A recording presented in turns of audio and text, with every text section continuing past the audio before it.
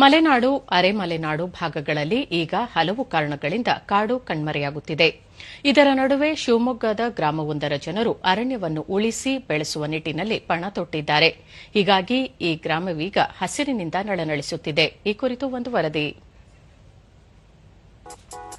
ಹಸಿರನ್ನೇ ಹಾಸಿ ಹೊದ್ದಿರುವ ಬೆಟ್ಟಗಳ ಸಾಲು, ಕಣ್ಣಿಗೆ ಕಾಣದ ಹಕ್ಕಿ ಪಕ್ಷಿಗಳ ಕಲರವ, ಪುಟ್ಟ ಪುಟ್ಟ ಹಳ್ಳಿಗಳು, ಪುರಾಣ ಪ್ರಸಿದ್ಧ ದೇವಾಲಯಗಳು, ಮನಮೋಹಕ ಜಲಪಾತಗಳು, ಸೂರ್ಯನ ಕಿರಣ ಒಳಪ್ರವೇಶಿಸದ ಅಭೇದ್ಯ ಕಾಡುಗಳಿಗೆ ಹೆಸರುವಾಸಿಯಾಗಿರುವ ಜಿಲ್ಲೆ ಶಿವಮೊಗ್ಗ.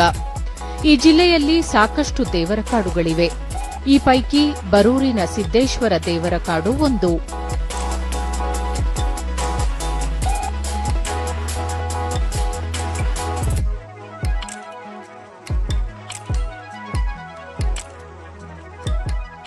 ಸಾಗರದಿಂದ ಸುಮಾರು 24 ಕಿಲೋಮೀಟರ್ ದೂರದಲ್ಲಿ ಬರೂರು ಗ್ರಾಮವಿದ್ದು, ಈ ಗ್ರಾಮದ ಕೂಗಳತೆಯ ದೂರದಲ್ಲಿ 500 ಎಕರೆಗೂ ಹೆಚ್ಚು ದಟ್ಟವಾದ ಕಾಡಿದೆ. ಗ್ರಾಮಸ್ಥರೇ ಇದನ್ನು ಸಂರಕ್ಷಿಸಿಕೊಂಡು ಬಂದಿದ್ದಾರೆ. 2011-12ರಲ್ಲಿ ರಾಜ್ಯ ಅರಣ್ಯ ಇಲಾಖೆ, ಪಶ್ಚಿಮಘಟ್ಟ ಅರಣ್ಯ ಕಾರ್ಯಪಡೆ, ಗ್ರಾಮ ಅರಣ್ಯ ಸಮಿತಿ, ಜೀವ ವೈವಿಧ್ಯತಾ ಮಂಡಳಿ ಇಲ್ಲಿ ವಿಶೇಷ ಅಧ್ಯಯನ ನಡೆಸಿ 110 ಎಕರೆ ವಿಸ್ತೀರ್ಣದ ಕಾಡನ್ನು ಸಿದ್ದೇಶ್ವರ ದೇವರ ಕಾಡು ಎಂದು ಘೋಷಿಸಿತು.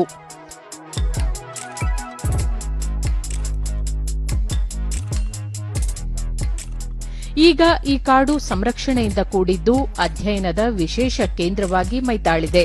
ಈ ಸಂದರ್ಭದಲ್ಲಿ ಪಶ್ಚಿಮಘಟ್ಟ ಕಾರ್ಯಪಡೆ ಇದಕ್ಕೆ ಅನುದಾನ ಬಿಡುಗಡೆಗೊಳಿಸಿ ಸಹಕರಿಸಿದೆ.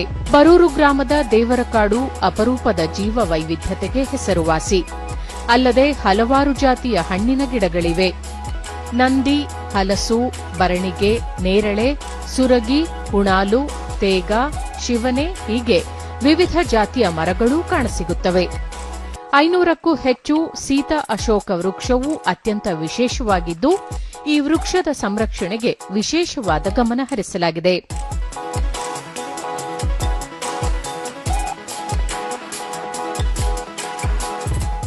ಈ ಕಾನನದ ಸಮೀಪದಲ್ಲಿರುವ ಸಿದ್ದೇಶ್ವರ ದೇವರಿಗೆ ಪೂಜೆ ಸಲ್ಲಿಸಿಯೇ ಕಾಡು ಪ್ರವೇಶಿಸುವ ಪದ್ಧತಿ ಇದೆ.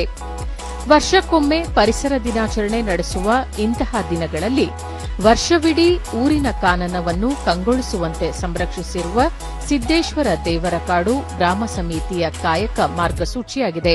ಇಡೀ ಊರೇ ಸಿದ್ದೇಶ್ವರ ದೇವರ ಕಾಡಿನ ಸಂರಕ್ಷಣೆಗೆ ಟೊಂಕ ಕಟ್ಟಿ ನಿಂತಿದೆ.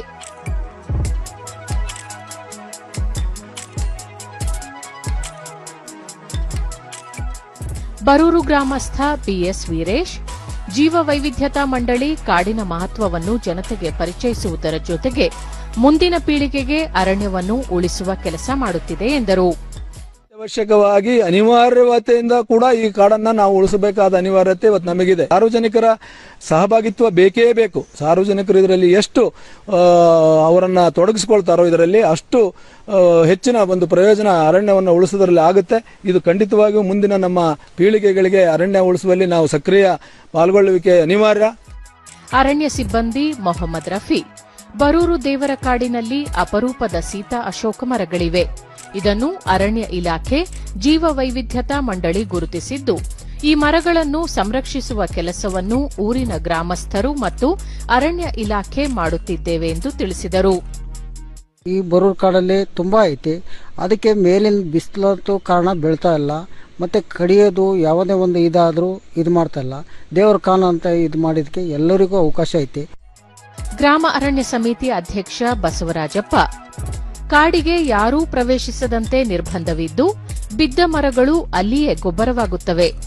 ಯಾವುದೇ ಮರ, ಎಲೆಗಳನ್ನು ಗ್ರಾಮಸ್ಥರು ಹೊರತರುವುದಿಲ್ಲ ಎಂದರು. ಈಗ ನಾವು ಇಷ್ಟು ವರ್ಷ ಕಾಡು ಉಳಿಸ್ಕೊಂಡು ಬಂದಿದ್ದೀವಿ. ಇದನ್ನು ಇದೇ ಥರ ಉಳಿಸ್ಕೊಂಡು ಬರಬೇಕು. ಮತ್ತು ಎಲ್ಲರದು ಸಹಕಾರ, ಸಪೋರ್ಟು ಎಲ್ಲ ಬೇಕು. ಅದೇ ರೀತಿ ಮತ್ತೆ ನಾವು ಊರಾಗ್ನವರು ಸಹಕಾರ ಕೊಡ್ತೇವೆ. ಮತ್ತು ಶೀತವನ ಅಂತೇಳಿ ಒಂದು ಗಿಡ ಐತೆ. ಆ ಗಿಡನೂ ಕಾಪಾಡ್ಕೊಂಡು ಬರೋ ಜವಾಬ್ದಾರಿ ಸರ್ಕಾರದ್ದು ಪ್ಲಸ್ ನಮ್ಮದು. ಡಿಎಫ್ಒ ಸಾಗರ ಉಪವಿಭಾಗಾಧಿಕಾರಿ ಮೋಹನ್ ಕುಮಾರ್, ಬರೂರು ಗ್ರಾಮ ಪಂಚಾಯಿತಿ ವ್ಯಾಪ್ತಿಯಲ್ಲಿ 137 ಎಕರೆ ಸಿದ್ದೇಶ್ವರ ದೇವರ ಕಾಡು ಇದೆ. ಇದನ್ನು ಅರಣ್ಯ ಇಲಾಖೆ ಮತ್ತು ಸಿದ್ದೇಶ್ವರ ದೇವರ ಕಾಡು ಗ್ರಾಮ ಅರಣ್ಯ ಸಮಿತಿ ಸಂರಕ್ಷಿಸಿಕೊಂಡು ಬರುತ್ತಿದೆ. ಅರಣ್ಯ ಇಲಾಖೆಯೂ ಕೂಡ ಇವರಿಗೆ ಸಹಕಾರ ನೀಡಿದೆ ಎಂದರು. ದೇವರ ಕಾಡುಗಳನ್ನು ಸಂರಕ್ಷಣೆ ಕಾರ್ಯದಲ್ಲಿ ತೊಡಗಿಸಿಕೊಂಡು ದೇವರ ಕಾಡಿನಲ್ಲಿರ್ತಕ್ಕಂತಹ ಯಥೇಚ್ಛವಾದಂತಹ ಗಿಡಮೂಲಿಕೆ ಅಂಶಗಳನ್ನು ಹೊಂದಿರತಕ್ಕಂತಹ ಸಸ್ಯ ಪ್ರಭೇದಗಳನ್ನು ಸಂರಕ್ಷಿಸುವ ಕಾರ್ಯದಲ್ಲಿ ಅರಣ್ಯ ಇಲಾಖೆ ಜೊತೆಗೆ ಕೈಜೋಡಿಸಬೇಕೆಂದು ಕೇಳಿಕೊಳ್ತಾ ಇದ್ದೀವಿ. ಒಟ್ಟಾರೆ ರಾಜ್ಯದಲ್ಲಿನ ಅರಣ್ಯ ಸಂರಕ್ಷಣೆಗೆ ಸ್ಥಳೀಯರೇ ಟೊಂಕ ಕಟ್ಟಿ ನಿಂತಿರುವ ಭವಿಷ್ಯದ ದಿನಗಳಲ್ಲಿ ಉತ್ತಮ ಪರಿಸರವನ್ನು ಕಾಣಬಹುದಾಗಿದೆ.